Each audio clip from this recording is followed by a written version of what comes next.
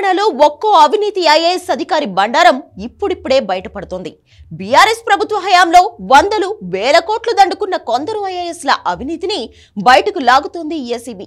HMDA మాజీ director Shiva Balakrishna ఒక్కడిని పట్టుకుంటే మరో ముగ్గురు ఐఏఎస్ల ప్రమేయం బయటపడింది.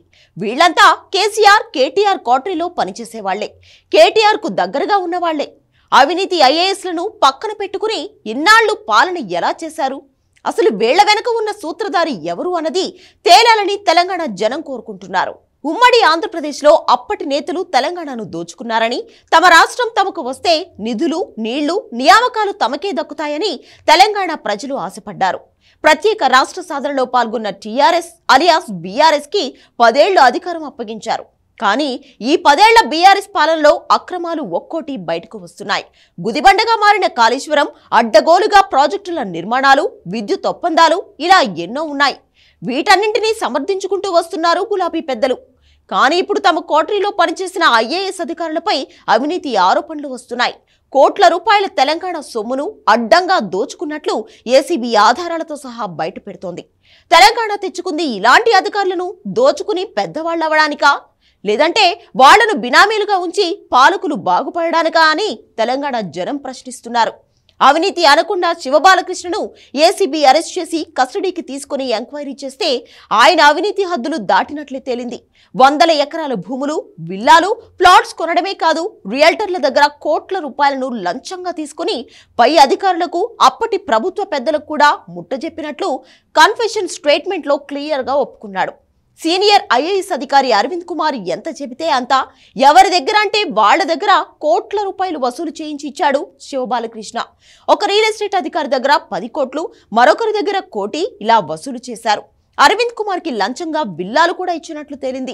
ఇదే కన్ఫెషన్ స్టేట్మెంట్ లో మరో సీనియర్ ఐఏఎస్ అధికారి రజత్ కుమార్ పేరు కూడా బయటకు వచ్చింది.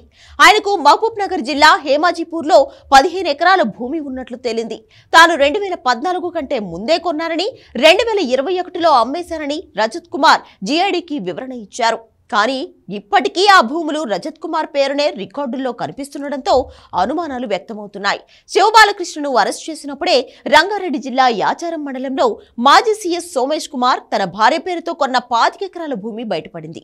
కోట్లలో ఉండే భూమిని ఎకరం కేవలం 2.5 లక్షలకే ఎలా కొన్నారన్నది అర్థం కాని ప్రశ్న. తాను నిజాయితీగా కొన్నట్లు చెబుతున్నా డిఓపిటికి తన ఆస్తుల కొనుగోళ్ల వివరాలు ఎందుకు చెప్పలేదు? ఆయన భూములు పక్కనే సన్నిహితుడు 123 ఎకరాలు ఎలా కొన్నాడు? అసలు నిజంగా కొన్నారా, అది కూడా బినామీయేనా అన్న అనుమానాలు మాత్రం తొలగలేదు. శివబాలకృష్ణ కేసు తర్వాత ఒక్కో ఐఏఎస్ అధికారి భూముల కొనుగోళ్లు వ్యవహారం బయటకు వస్తుండటంతో రేవంత్ రెడ్డి ప్రభుత్వం అప్రమత్తమైంది. వీళ్లు కేసీఆర్, కేటీఆర్ కి దగ్గరగా ఉండే ఐఏఎస్లు కావడం, రాష్ట్రంలో ఏ ప్రాజెక్టు ఎక్కడ వస్తుందో ముందే తెలుసు కాబట్టి ఆ ఏరియాలో రైతులను బెదిరించి, బుజ్జగించి తక్కువ రేట్లకు భూములు కొని ఆ తర్వాత భూసేకరణ కింద ప్రభుత్వానికి 10ంత రేట్లకు అమ్ముకున్నట్లు తెలుస్తోంది. తమ భూములు కొనుగోలు వ్యవహారాలను డిఓపిటికి కూడా తెలుపకుండా గుట్టుగా తెలంగాణలో కోట్లల్లో అక్రమంగా సంపాదించినట్లు ఆరోపణలు వస్తున్నాయి. అందుకే రాష్ట్రంలో సీనియర్ అధికారుల భూములు కొనుగోళ్లపై విచారణ జరిపించాలని సీఎం రేవంత్ రెడ్డి నిర్ణయించారు. ఐఏఎస్, ఐపీఎస్, ఐఆర్ఎస్, ఐఎఫ్ఎస్ అధికారులు గత 10 ఏళ్లలో ఎవరు ఎక్కడ ఎంత భూమి కొన్నారో కూపిలాగుతున్నారు. ప్రభుత్వం ఏసీబీ విచారణకు ఆదేశిస్తే ఇంకా ఎంతమంది అధికారుల అక్రమ సంపాదన బయటకు వస్తుందో చూడాలి. ఒకవేళ అవి బీఆర్ఎస్ హయాంలోనే మంత్రులు, ఎమ్మెల్యేల బినామీలైతే వాళ్లపైన కేసు పెట్టాలని జనం కోరుతున్నారు.